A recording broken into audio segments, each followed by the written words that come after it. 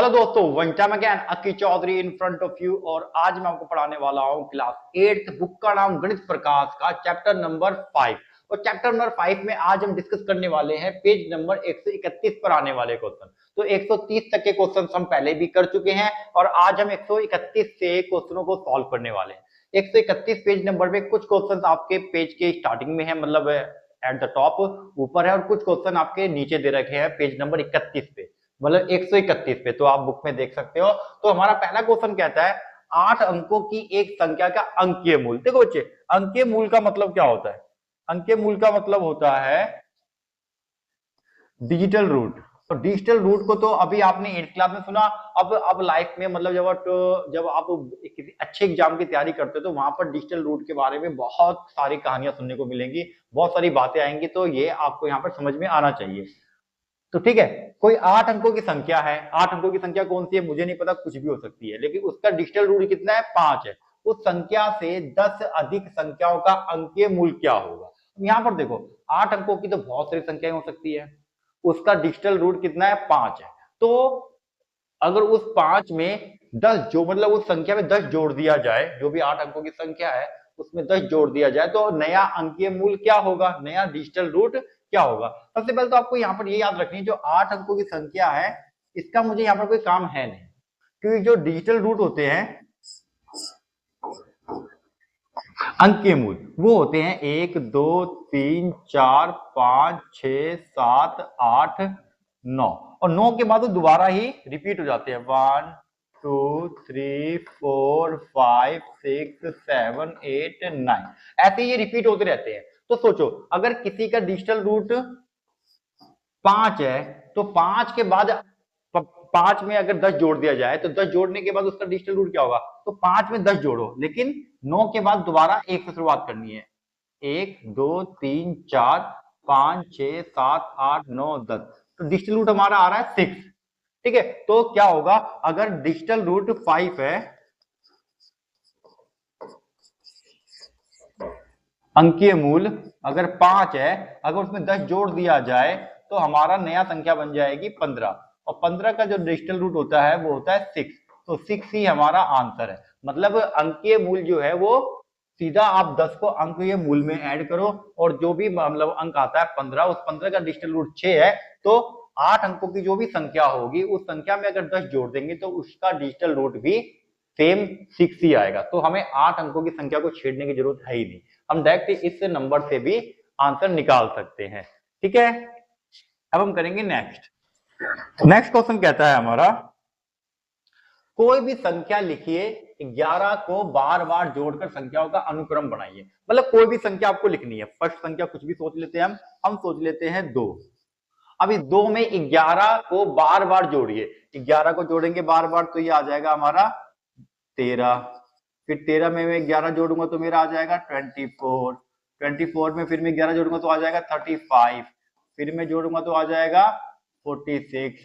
फिर मैं जोड़ूंगा तो आ जाएगा 57। फिर मैं 11 जोड़ूंगा तो आ जाएगा 68। फिर मैं 11 जोड़ूंगा तो आ जाएगा 79। ठीक है, तो अनुक्रम बनाइए। लगभग हमने काफी सारे नंबर लिख लिए हैं। अपने पहली संख्या कोई सी भी सोचो, एनी नंबर, पहली संख्या कोई सी भी होनी चाहिए और बाद में 11 प्लस होना चाहिए। 11 प्लस कर दिया हमने सभी संख्याओं में। अब पूछा है इसने, संख्याओं को इस अनुक्रम का अंकीय मूल ज्ञात कीजिए। अब ये नई संख्याएं आई है, इनका हमें अंकीय मूल ज्ञात करना है, मतलब डिजिटल रूट ज्ञात करना है। क्या ज्ञात करना है? Digital root. क्या होगा? अपने अवलोकन को साझा कीजिए। और अब क्या निष्कर्ष देखते हो लास्ट में, आपको क्या पता चलता है नंबरों को देख के, तो वो हमको बताना है। सबसे पहले तो मैं इनके अंकीय मूल ज्ञात करूंगा। अंकीय मूल में देखो, 2 का अंकीय मूल 2 होगा, ये मैं लिख देता हूं यहाँ पे डिजिटल रूट। तो डिजिटल रूट को समझो आप, इसका डिजिटल रूट हो जाएगा 1 और 3 4, इसका हो जाएगा 6, इसका हो जाएगा 8, 3 और 5 8, इसका हो जाएगा 10, 10 का हो जाएगा दोबारा से 1, इसका 10 होगा।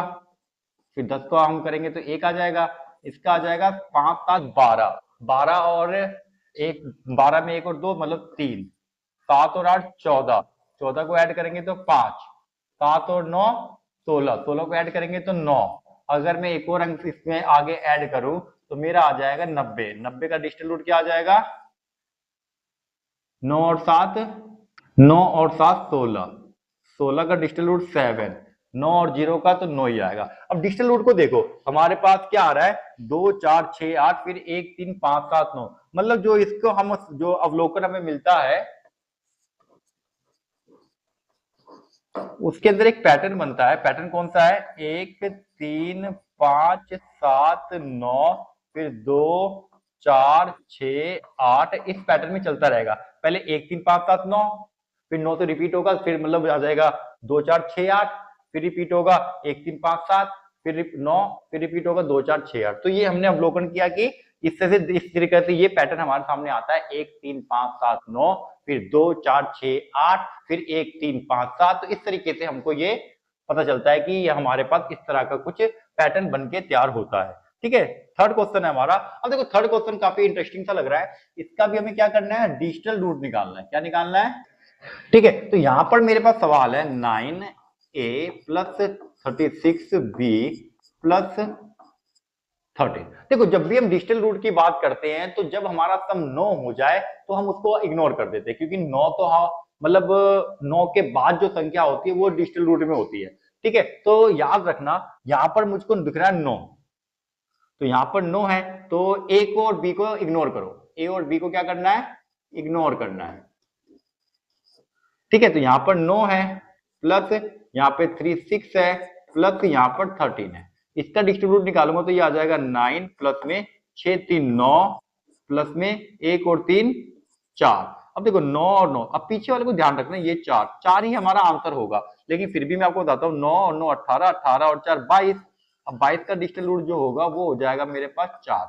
ठीक है, तो 9 वाला जो बन जाता है ना, ये 9 को इग्नोर मार देते हैं हम, काट के हटा दो। सिर्फ हमारा जो 9 जितने भी हमारे पास दिख जाए डिजिटल रूट के समय पे 9 को इग्नोर मारो, और बाकी के जो नंबर है वो हमारा मेन डिजिटल रूट बताते हैं। बाकी 9 को जोड़ के चलोगे तो भी आंसर हमारा 4 आ रहा है, बिना 9 के भी हमारा आंसर 4 आ रहा है, तो इसका डिजिटल रूट 4 है। और यहाँ पर ए और बी जो है वो इसको इग्नोर कर दो। अगर आप ए और बी की कोई सी वैल्यू पुट करोगे तो हमारा डिजिटल रूट सेम 4 ही आएगा। अब हम करेंगे नेक्स्ट। तो नेक्स्ट क्या आता है? फोर्थ क्वेश्चन, जांच द्वारा अनुमान लगाइए यदि निम्नलिखित के मध्य कोई प्रतिरूप बन रहा हो अथवा संबंध हो। तो यहाँ पर हमें अनुमान लगाना है और बताना है कि इनके बीच में कोई रिलेशन मतलब कोई संबंध है या नहीं है। तो पहले क्वेश्चन हमारा कहता है एक संख्या और उसके अंकीय मूल का अनुरूपता या समता। समता का मतलब होता है समानता, अनुरूपता का मतलब ही समानता। क्या मतलब कोई संख्या हो और उसका अंकीय मूल हो तो क्या उसमें कोई समानता होती है? देखो मान लो कोई संख्या है मेरे पास 13, इसका अंकीय मूल है डिजिटल रूट है 4। कोई संख्या है मेरे पास 27, इसका अंकीय मूल है 9। कोई संख्या है मेरे पास 33, इसका अंकीय मूल है 6। तो क्या इस 13 में और 4 में कोई संबंध है? ये तो हो गया अंक और ये हो गया मूल। ठीक है, अंक में और मूल में कोई संबंध है तो नहीं है, तो हम क्या लिख देंगे? संख्या और अंकीय मूल में कोई संबंध नहीं होता। संख्या और अंकीय मूल में कोई संबंध नहीं होता, तो आपको हमेशा याद रखना है कि कोई भी संख्या हो और उसका अंकीय मूल में कोई रिलेशन नहीं होता, ये अलग चीज है और ये एक अलग चीज है। ठीक है, तो सेकंड क्या कहता है हमारा? सेकंड कहता है किसी संख्या का अंकीय मूल तथा शेषफल जो संख्या को 3 अथवा 9 से विभाजित करने पर प्राप्त होता है। देखो इसने संख्या हमको पहले ही बता दी है 3 और 9 है। मैं कोई नंबर लिख लेता हूं, जैसे कि मैंने लिख लिया 33। अब 33 को अगर मैं 3 से भाग करूंगा तो 33 नहीं लिखते 31 लिखते हैं। अब 31 लिखा, अब 31 को अगर मैं 3 से भाग करूंगा तो मेरा जो है विभाजित करने पर शेषफल क्या आएगा? शेषफल की बात हो रही है यहाँ पे, तो यहाँ पर अगर मैं 31 को 3 से डिवाइड करूं तो मेरा शेषफल जो है 3 एकम 3 कट गया, ऊपर से उतरा 1 और 1 मेरा शेषफल है।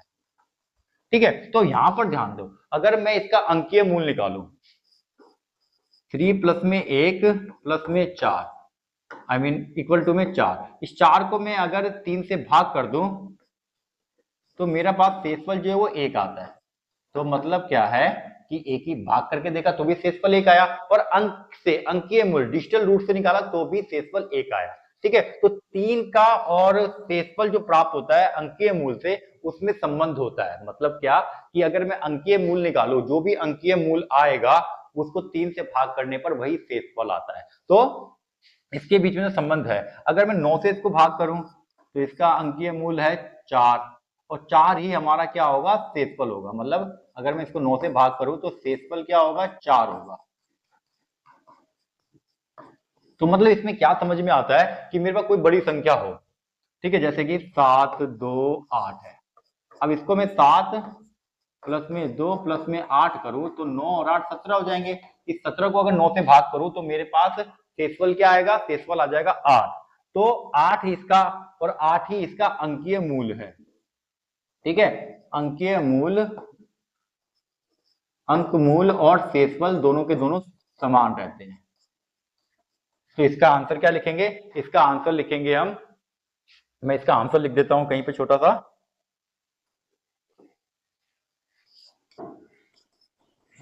अंक मूल व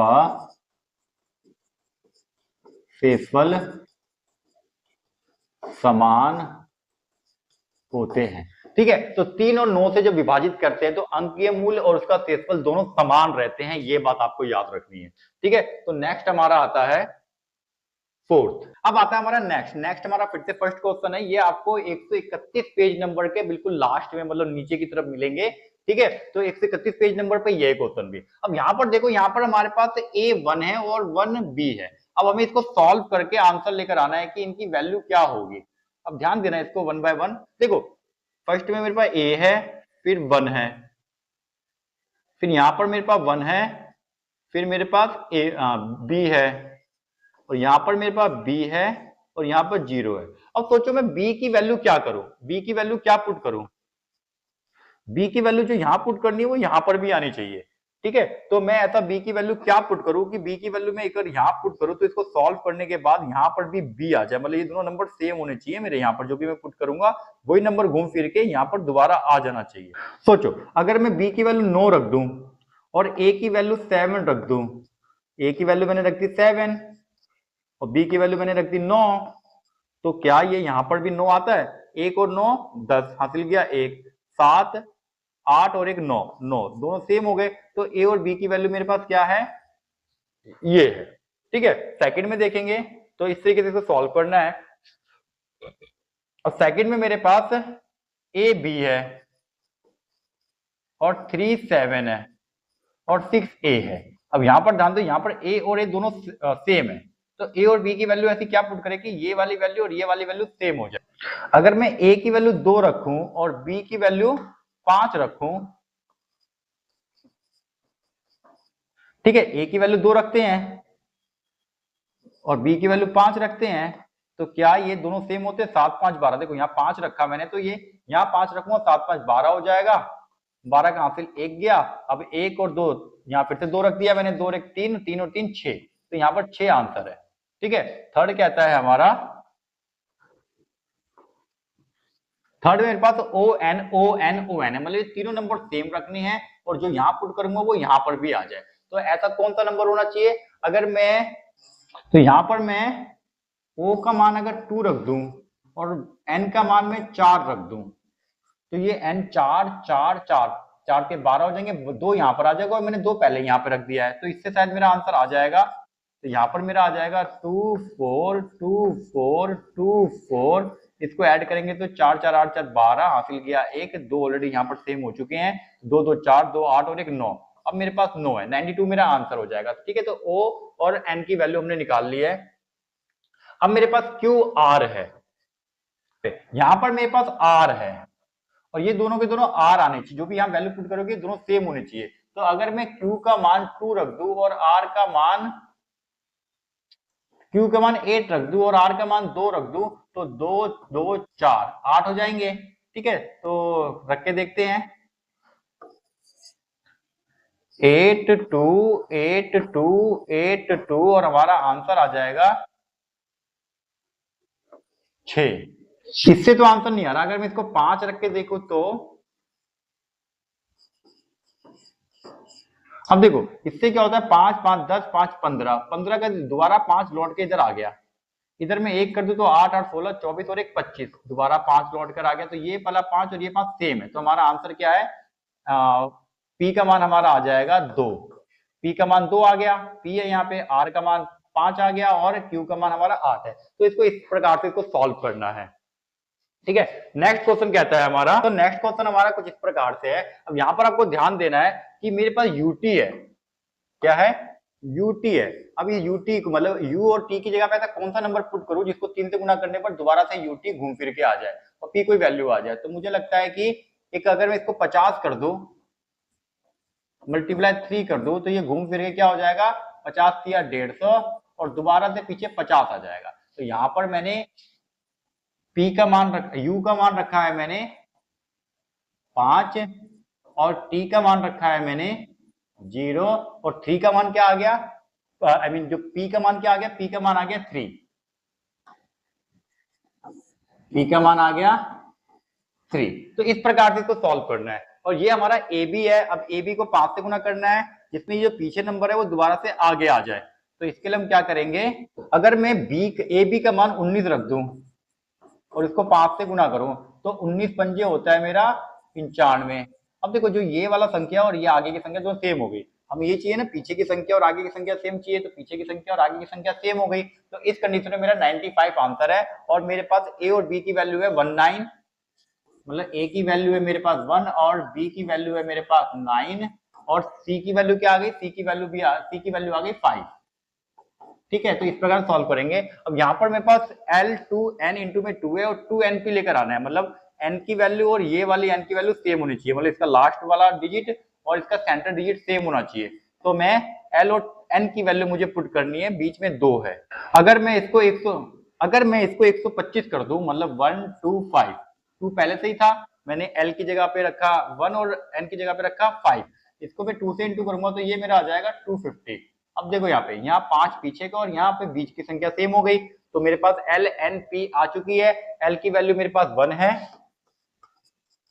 और N की वैल्यू मेरे पास 5 है और P की वैल्यू मेरे पास आई है 0। तो इस प्रकार से इसको हम सॉल्व करेंगे। और नेक्स्ट है मेरे पास एक्स वाई इंटू में 4। अब एक्स वाई है, अब यहाँ पर जो फर्स्ट डिजिट है वो इसका लास्ट डिजिट हो जाना चाहिए। तो यहाँ पर मैं क्या पुट करूंगा, अगर मैं मेरे पास यहाँ पर एक्स पीछे की संख्या और ये इसकी आगे की संख्या इसकी पीछे की संख्या सेम है, तो क्या मैं इसको 23 पुट करके देख सकता हूँ। 23 पे पुट करने पे मुझे क्या आएगा, 4 या 12 हासिल इधर जाएगा, 4 दूनी 8 और 1 9, यहाँ पर 2 है, इसको मैं सॉल्व करूंगा तो क्या आएगा, 4 या 12 हासिल गया 1, 4 दूनी 8 और 1 9। अब देखो इसका फर्स्ट डिजिट और लास्ट डिजिट सेम हो गया, मुझे यही तो बनाना है। अब मेरे पास x और y की वैल्यू है 2 और 3, x की वैल्यू 2 और y की वैल्यू 3 और उसके बाद z की वैल्यू है 9। z का है मेरा, z मेरा ये है, तो ये मेरा z 9 है। ठीक है, नेक्स्ट में मेरे पास है p को गुना करना है q से, और आंसर ये p और p दोनों के दोनों आगे और पीछे आ जाए, बीच में कोई नई संख्या आ जाए, तो p और q। तो इसके लिए बड़ा आसान होता है, इसमें 11 के मल्टीपल रखो आप। 11 का मल्टीपल क्या होगा, 22 और मैं 11 कर देता हूँ। इसको सॉल्व करूंगा तो 11 दूनी 22 हासिल गया 2, 11 दूनी 22 और 2 24। देखो अब यहाँ पर मेरे पास p और p थे, यहाँ पर p और p थे, मतलब ये दोनों नंबर सेम है, 2 2, इधर भी 2 2 आना चाहिए था तो इधर भी 2 2 आ गया। तो p की वैल्यू मेरे पास हो गई कितनी, 2, और q की वैल्यू मेरे पास हो गई 1 और r की वैल्यू मेरे पास आई है 4। ठीक है, तो यहाँ पर आपको याद रखना है कि मैंने 11 का मल्टीपल यूज किया है। ठीक है, यहाँ पर मेरा जेके है, अब जेके को 6 से मल्टीप्लाई करना है। देखो ये तो एक मतलब मैजिक नंबर होता है, तीनों नंबर सेम होने चाहिए। तो मैं अगर इसको 70, इसको 7 और इसको 4 पुट करूं तो पीछे 4 आएगा, 6 चौक 24 होता है, पीछे 4 आ जाएगा, तो एक ये मेरे को मिल रहा है, पीछे 4 रखना है जिससे कि 6 चौक 24 होकर दोबारा 4 आ जाए। तो मैं 74 रखता हूँ, इसको मैं मल्टीप्लाई करता हूँ 6 से, तो 6 चौक 24 का 4 हासिल गया 2, 6 सत्ते 42 और 2 44, तीनों सेम हो गए। तो इसका मतलब जे और के की वैल्यू मेरे पास क्या है, जे की वैल्यू मेरे पास है 7 और के की वैल्यू है मेरे पास 4 और 20 और सारे के सारे मेरे पास आ गए। तो यही मुझे फाइंड करना था, तो इसको इस प्रकार से हमें सॉल्व करना था। अब हम करेंगे मेन क्वेश्चन जो आपके बुक के लास्ट में है, वो आपको देखनी पड़ेगी नेक्स्ट वीडियो में जो लास्ट के क्वेश्चन है वेरी इंपॉर्टेंट होते हैं वो, उसके लिए आप आपके सामने आ चुकी है, उस पर क्लिक करके आप डायरेक्ट वीडियो पे जा सकते हो। अगर अभी तक आपने मेरे अगर अभी तक आपने मेरे चैनल को सब्सक्राइब नहीं किया है तो मेरे चैनल को सब्सक्राइब कर लो, लाइक करें, शेयर करें और कमेंट करना ना भूले। Thank you.